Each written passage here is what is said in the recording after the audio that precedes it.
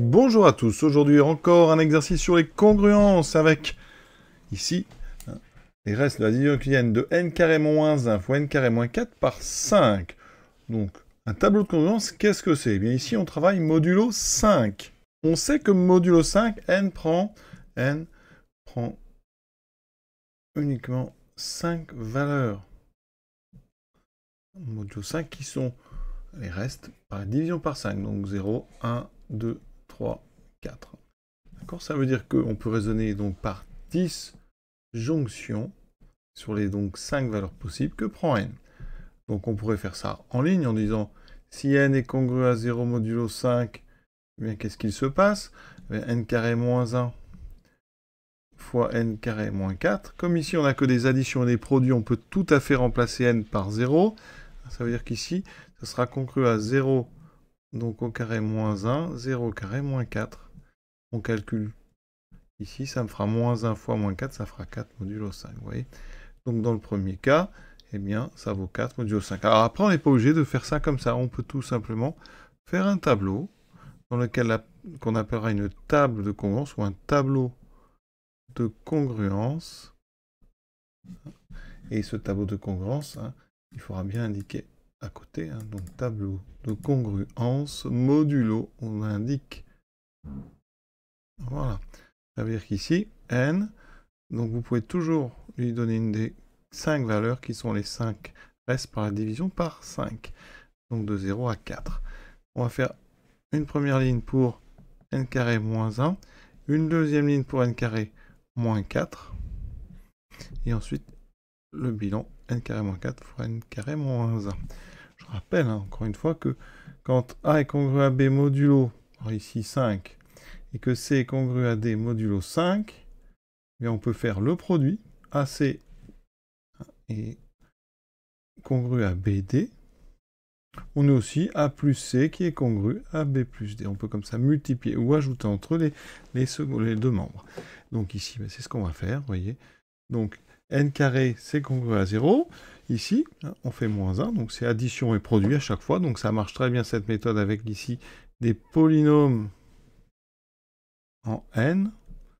Donc ça me fera moins 1 fois moins 4, ça me donnera 4. Si n égale 1, alors on peut faire le même calcul en ligne, mais on va le faire directement.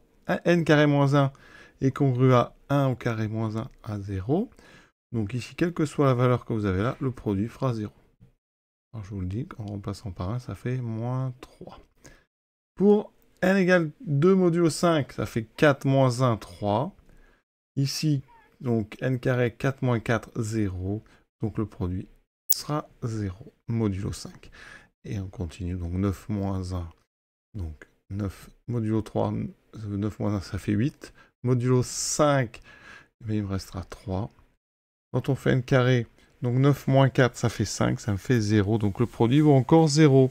Et la dernière colonne, pour n égale 4 modulo 5, 16 moins 1, 15, ça fait 0. Donc celui-ci ne nous intéresse pas. Le produit fera forcément 0. Vous voyez, dans tous les cas, sauf dans le cas où n égale 0 modulo 5, c'est-à-dire si n est multiple de 5, vous avez chaque fois l'expression qui est nulle, qui vaut 0 modulo 5. Donc maintenant, on va se servir de ça, puisque c'est une disjonction que je vous ai proposée. Ça veut dire que tout est là, c'est exhaustif.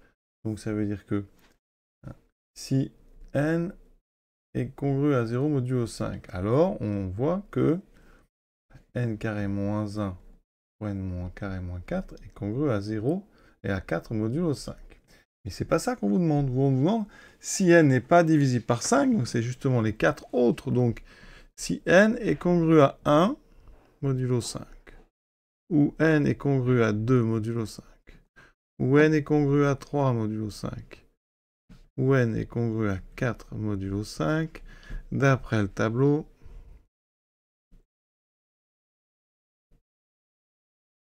eh bien, n carré moins 1 fois n carré moins 4 est congru à 0 modulo 5. Et donc, ça veut dire que 5 divise ceci. Donc, pour avoir les mêmes mots que dans le texte, n carré moins 1 fois n carré moins 4 est divisible par 5. On a terminé, vous voyez. Donc ici, ceci ne servait à rien dans le raisonnement. Hein, voilà. Vous, ce qui vous intéressait, c'est vraiment si n n'est pas divisible. Donc quand vous avez des si alors, il faut bien regarder ici, pas prendre le problème dans le mauvais sens.